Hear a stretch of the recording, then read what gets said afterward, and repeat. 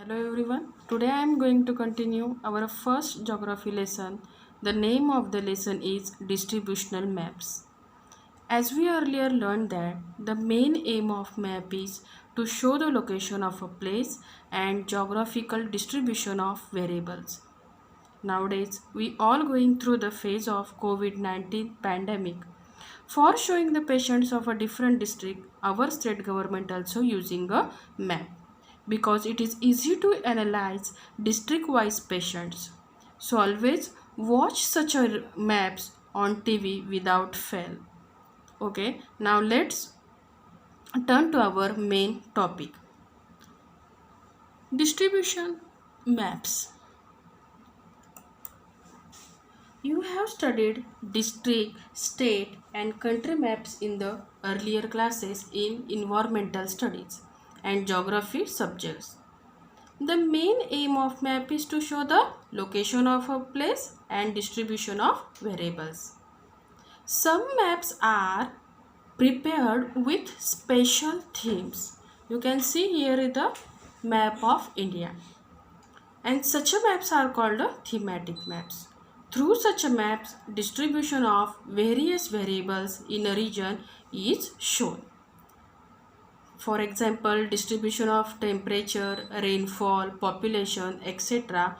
is shown on the map according to the data of these variables. These maps are useful to explain the distribution of variables in the region.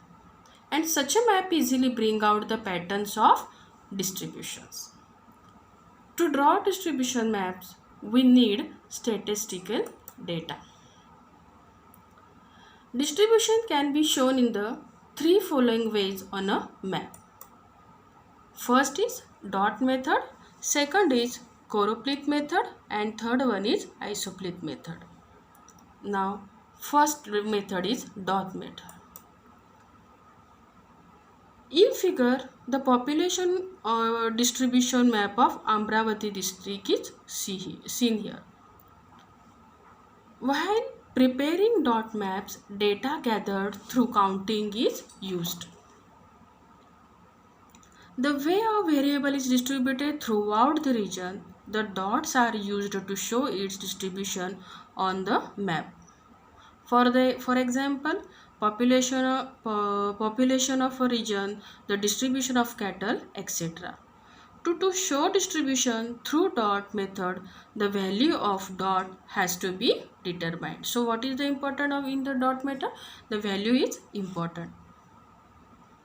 Each dot has, see here, each dot has 10,000 population, and according to the number of dots are determined. Also, we need to consider the size of the dots according to that number of population. The density of the variable for the value of variable in each sub-administrative unit needs to be decided first. Now see the dot method point wise. First point.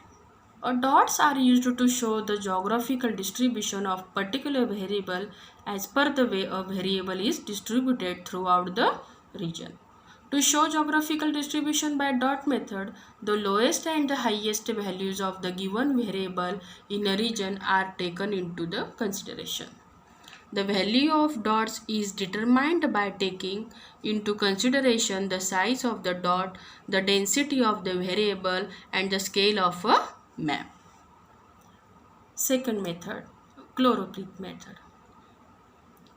In this figure, you here see the density of population of Amravati district.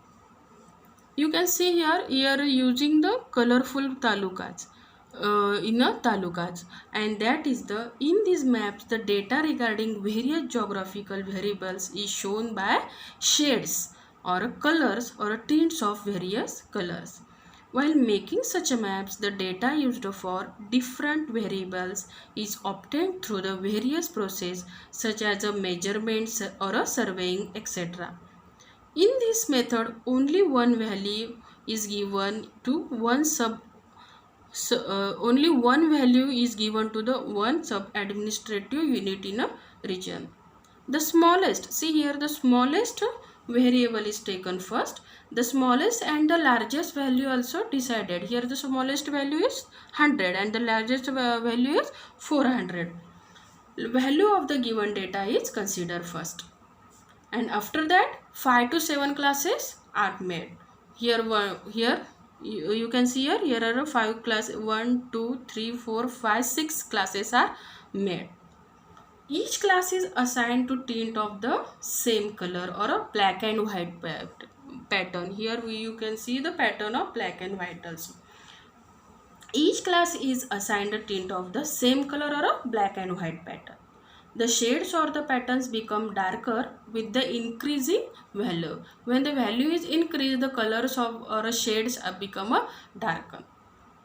Now, in figure A and B, population density maps of Amravati district using color shade and black and white patterns here shown. Now, third method is choropleth method in point wise. In choropleth, the data regarding various geographical variables is shown by shades or tints of various colors. In this method, the smallest and the largest values of the given data of the variable in a region are taken into consideration. After that, 5 to 7 classes are made and each class is assigned a tint of the same color or a black and white pattern. A single tint of the same color or a single black and white pattern is used to show distribution of a particular variable in a sub-administrative unit in a region. Now last method is isopleth method. You can see here the map of Kolhapur district. You have seen counter maps and isobar maps in earlier classes.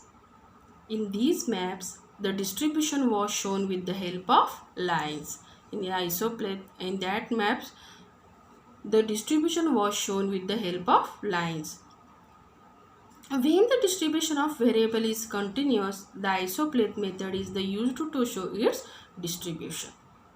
For example, altitude, temperature, rainfall, etc. For these maps, we need to obtain the accurate data regarding altitude, temperature, rainfall, etc. Of some places in a region, it is assumed that the difference between the altitude or a rainfall of two places changes at a uniform rate. By considering the highest and the lowest, by considering the highest and the lowest value of the variable, the class intervals is decided to draw the isopleth. So what is the important? Highest and the lowest value. And lines are drawn for the decided intervals. Location with the same value are joined by a line and each location joined by the values. In this figure, the rainfall of Amravati district is given.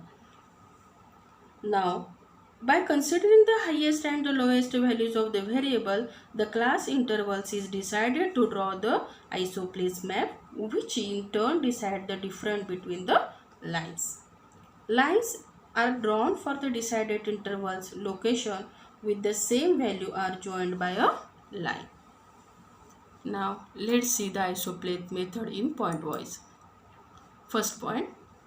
When the geographical distribution of a variable is continuous, the isopleth method is then used to show its distribution. For example, altitude, temperature, rainfall, etc.